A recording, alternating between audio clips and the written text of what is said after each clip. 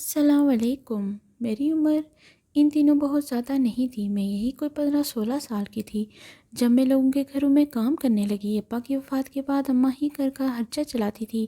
اماں کے پاس اتنا پیسہ تو نہیں تھا، پہلے وہ اپنا زیور بیچ بیچ کر گزارا کرتی رہی، لیکن اب میں جوان ہو چکی تھی، ان کی بیوی کو بھی 15 سال گزر چکے تھے۔ تبھی وہ مجھ سے کہتی کہ بیٹی اب تو بھی لوگوں کے گھروں میں کام کرنا شروع کر دے، لیکن اپنا دامن بچا کے رکھنا۔ لوگ کام والیوں کو اپنی ملکیت سمجھتے ہیں، چاہتے ہیں کہ ہم ان کے ساتھ جو چاہیں کریں، وہ آگے سے اف تک نہ کریں۔ پر تمہاری ماں نے ساری زندگی عزت کی گزاری ہے، خدا کے لیے تم میری عزت پر آنچ نہ آنے دینا، اور کبھی بھی کسی آدمی سے بات نہیں کرنا۔ اگر کوئی تمہیں غلط طریقے سے ہاتھ لگانے کی یا چھونے کی کوشش کرے تو فوراً آ کر مجھے بتانا۔ اس گھر میں کام نہیں کرنا۔ ویسے تو میرے سبھی جاننے والے بہت اچھے لوگ ہیں، لیکن پھر بھی برے وقت کا پتہ نہیں ہوتا۔ میں اماں کی باتیں سنتی تو میرا دل کہتا ضرور میرے ساتھ کچھ نہ کچھ ہونے والا ہے۔ نہ جانے کیوں میں بلا وجہ ہی بہت پریشان رہتی تھی، لاکھ کوشش کرتی کہ ہنسوں، پر ایسا نہ ہوتا۔ ایک دن میرے چچا زاد بھائی آیا جو بنگلہ دیش میں نوکری کرتا تھا۔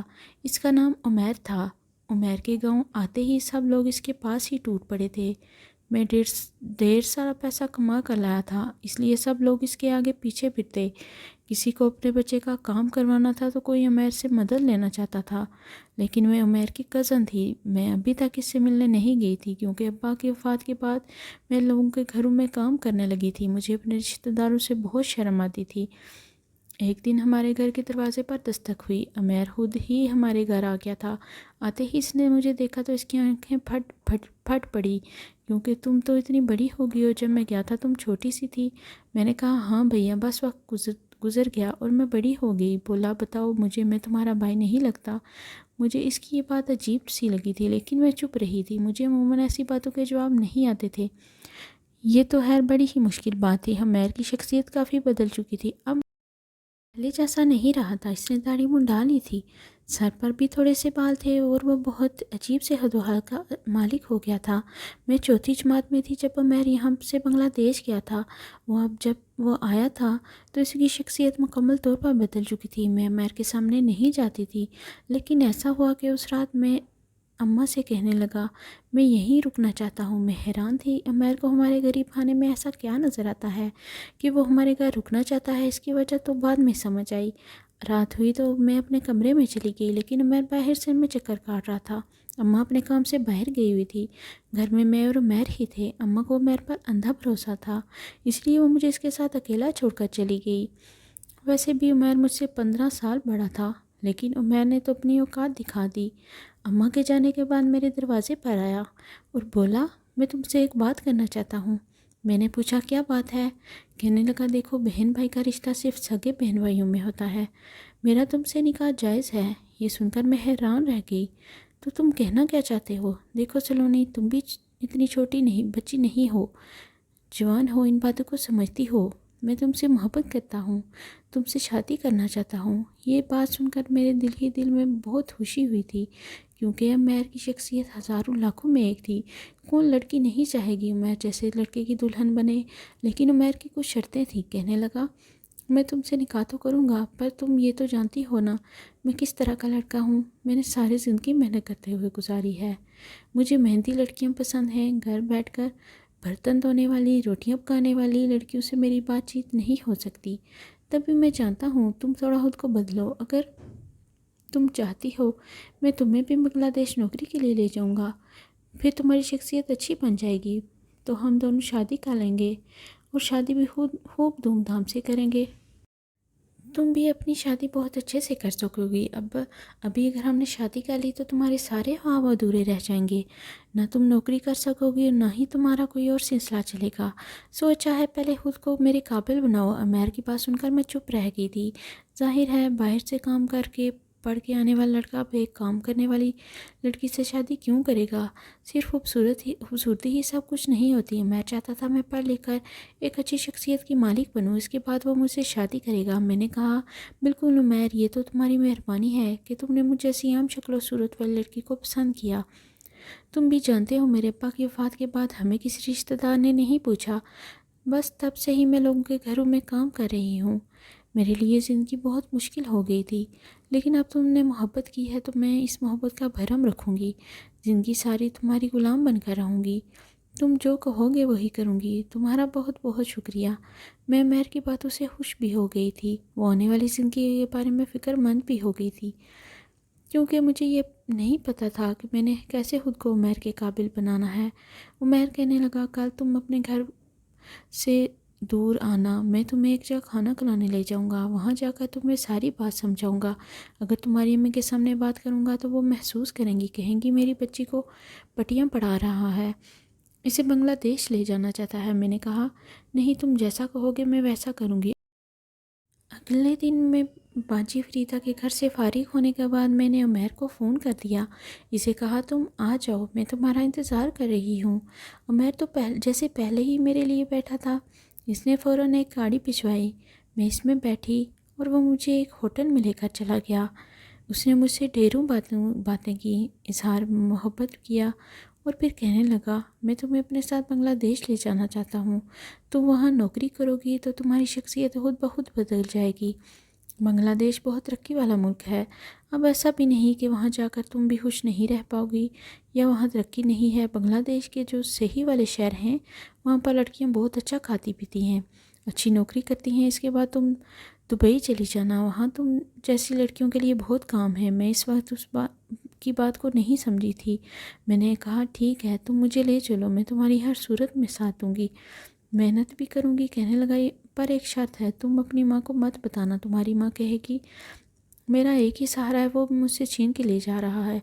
جب تم ایئرپورٹ پر چلی جاؤ گی پھر دبئی پہنچ کر ہی اپنی ماں کو کال کرنا تاکہ وہ کچھ نہ کہہ سکے، ورنہ اگر ابھی تم نے اسے بتا دیا تو وہ سب سے پتہ لگوا کر تمہیں یہی روک دے گی، کیونکہ ویسے بھی ہمارے کسی رشتہ دار کی مرضی نہیں ہے کہ تم باہر کام کرنے یا پڑھنے کے لیے جاؤ، انہیں یہ نہیں پتہ کہ تم مجھ سے اور میں تم سے کتنی محبت کرتا ہوں۔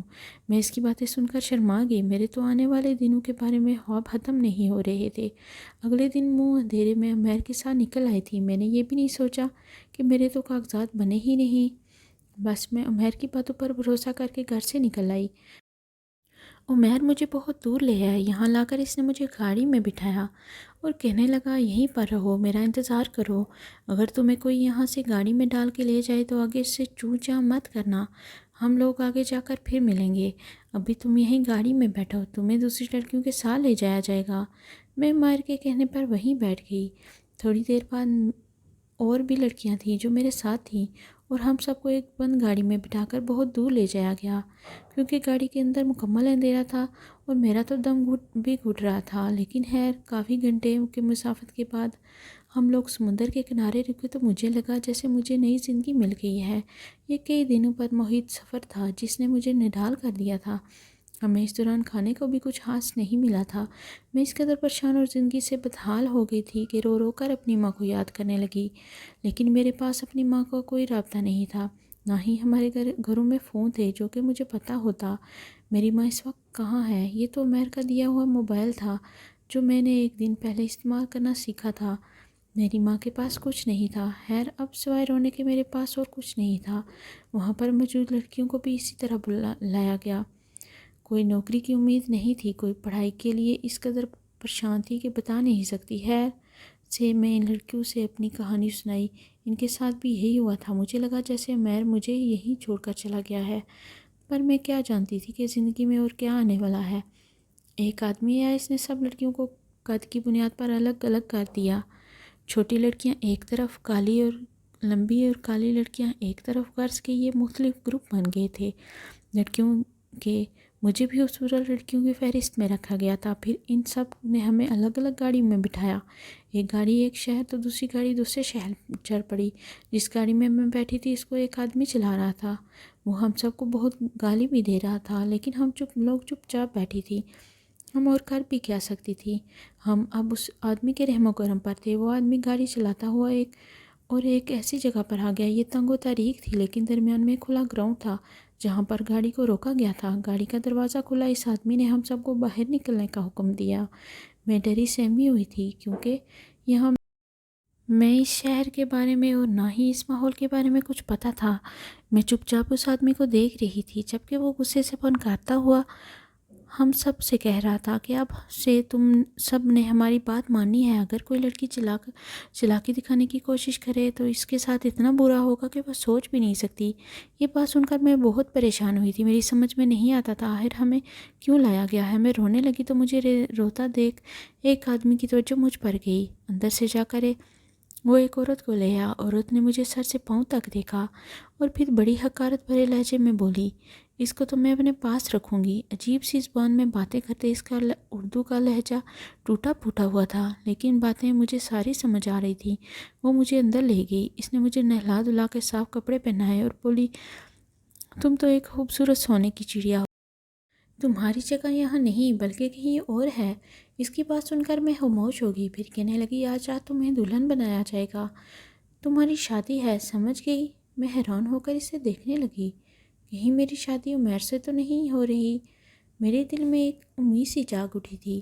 میں نے اس سے پوچھ ہی لیا کہ عمیر میرا دولہا بنے گا۔ میری بات سن کر اس نے دور سے کہہ لگایا اور بولی، ہاں ہاں، عمیر تمہارا دولہا بنے گا، فکر کیوں کرتی ہو؟ تمہاری شادی ہوگی، پھر بچے ہوں گے، پھر تمہارے بچے اس جگہ کے مالک بنیں گے۔ یہ کہہ کر وہ ہنستی وہاں سے چلی گئی۔ میرا دل تو بس عمیر کے نام پر ہی خوش ہو گیا تھا۔ میں نے اچھی طرح دلہن بننے میں ان لڑکیوں کی مدد کی جو مجھے تیار کر رہی تھی، پر وہ مجھے حیران ہو کر دیکھ رہی تھی کہ میں اس قدر خوش کیوں ہوں۔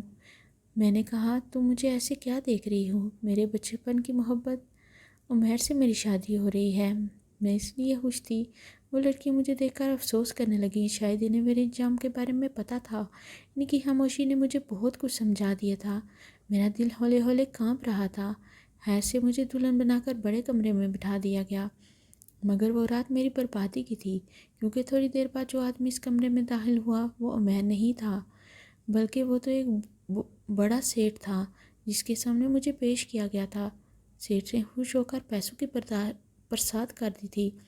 وہ اب میں ایک طوائف بن چکی تھی۔ ایک رات میں ہی مجھ پر ساری حقیقتیں آشکار ہو چکی تھیں کہ ہم جیسی عورتوں کی کیا عزت ہوتی ہے، جو اپنے گھر والوں کو چھوڑ کر ایسے نوٹنکیوں کے کہنے پر اپنے گھر سے دور آ جاتے ہیں۔ رو رو کر میرا برا حال تھا، لیکن اس عورت نے کہا، اگر تم نے زیادہ رونا ڈالا تو تم پر اور زیادہ مصیبتیں مسلط کی جائیں گی، اس لیے تم جتنی خاموش رہو گی تمہاری زندگی اتنی پرسکون ہوگی۔ اب میں کیا کر سکتی تھی؟ یہاں سے واپس جانے کی کوئی امید نہیں تھی۔ پھر ایک دن وہ ہوا جس نے میری زندگی کو ہمیشہ کے لیے بدل دیا، اور جو تھوڑی بہت آزادی میری زندگی میں بچی تھی وہ بھی مجھ سے چھین کر رہ گئی۔ ایک عورت آئی، کہنے لگی، تمہاری قیمت اب یہاں پر کم مل رہی ہے، ہم تمہیں دبئی لے کر جانا چاہتے ہیں، وہاں جا کر تم پھولوں میں کھیلو گی، ہیرے پہنو گی اور زندگی میں ہر طرح کے عیش و عشرت کرو گی۔ یہ سن کر میں چپ ہو گئی تھی۔ مجھے یہ عیش، یہ کپڑے اور اس طرح کی چیزیں نہیں چاہیے تھیں، مجھے تو ایک عزت والی زندگی چاہیے تھی۔ اس رات مجھے دبئی کے لیے روانہ کر دیا گیا۔ جب میں وہاں پہنچی تو میرے حالات ایسے تھے جیسے مچھلی کو پانی سے نکال دیا گیا ہو، اس خوبصورت انداز میں آ کر میرا دل اور زیادہ گھبرانے لگا تھا۔ میں چاہتی تو یہاں سے بھاگ جاتی، کہیں نہ کہیں جا کر اپنا سر ہی دے مارتی، کم از کم اپنی زندگی کا خاتمہ تو کر لیتی، لیکن میں نے ایسا نہیں کیا۔ شاید زندگی میں مجھے کچھ بہتر ہونے کی امید تھی۔ میں بیٹھی رہی۔ اس طرح مجھے ایک بہت بڑے ہوٹل میں لے جایا گیا۔ وہاں جا کر مجھے سب سے پہلے ایک ایسے کمرے میں بند کیا گیا جو بہت زیادہ خوبصورت تھا۔ یہاں دنیا کی ہر چیز موجود تھی۔ میرے ساتھ ایک لڑکی تھی جس کا تعلق شاید بھارت سے تھا۔ کہنے لگی، اب سے جو ہم کہیں گے تم وہی کھاؤ گی، جو ہم کہیں گے تم وہی پہنو گی، اور ہاں، تم پر روٹی اور سبزی تو بالکل ہی بند ہے، تم نے یہ چیزیں نہیں کھانی۔ میں حیران ہو کر اسے دیکھنے لگی۔ خیر سے اس دن سے مجھے روٹی اور باقی سبزیاں وغیرہ کھانے پر پابندی لگ گئی تھی۔ اب میں ایک کمرے میں رہتی تھی، مجھے مختلف قسم کی مشقیں کروائی جاتی، یہاں تک کہ میں بس پورا دن یہی کام کرتی رہتی۔ ان لوگوں کا کام میرا جسمانی آزمائش کو بڑھانا تھا، مجھ پر طرح طرح کے تجربے کیے جاتے تھے۔ اب میں کافی حد تک خوبصورت بھی ہو گئی تھی۔ یہاں آنے کے بعد سے میری زندگی بالکل بدل چکی تھی، کم از کم مجھ پر جسمانی تشدد نہیں ہوتا تھا۔ ایک دن ایک عجیب واقعہ ہوا جس نے مجھے میری اوقات یاد دلا دی، ورنہ تو میں خود کو بہت حسین سمجھنے لگی تھی۔ ہمارے ہوٹل میں ہی سبزیوں کا ایک اسٹال لگا ہوا تھا، سبزیاں بھی تھیں، کھانے کی چیزیں بھی تھیں۔ مجھے اپنا محلہ یاد آ رہا تھا جب میں نے ایک اسٹول پر ایک کٹی ہوئی مولی دیکھی جس کو ہم لوگ بھی اسی طرح کاٹ کے کھایا کرتے تھے۔ جب میں پاکستان میں ہوتی تھی تو میں بھی ایسے ہی ریڑھی والوں سے کٹی ہوئی مولی لیتی جس پر مسالہ لگا ہوتا، مزے لے لے کر کھاتی تھی۔ یہاں پر ایک سفید قسم کی پلیٹ میں مولیاں کئی پڑی ہوئی تھی۔ انہیں دیکھ کر میرا دل للچایا۔ بہت دنوں سے میں یہی کہتی کہ زیتون اور بہت ساری ایسی چیزیں کھا رہی تھی جو کھانے کا میرا بالکل بھی دل نہیں چاہتا تھا۔ میرا وزن اب بہت ہی اچھا تھا، یعنی میں نہ موٹی تھی نہ پتلی تھی، بلکہ بہت ہی صحت مند طریقے سے میری نشو نما جاری تھی۔ تبھی میں نے وہ مولیاں دیکھ لیں، میرا دل للچایا۔ میں اوپر والے فلور سے بھاگ کر نیچے فلور میں آئی، ان مولیوں والی پلیٹ پر جھپٹا مار کر انہیں اٹھایا۔ آس پاس موجود سبھی لوگ مجھے دیکھنے لگے۔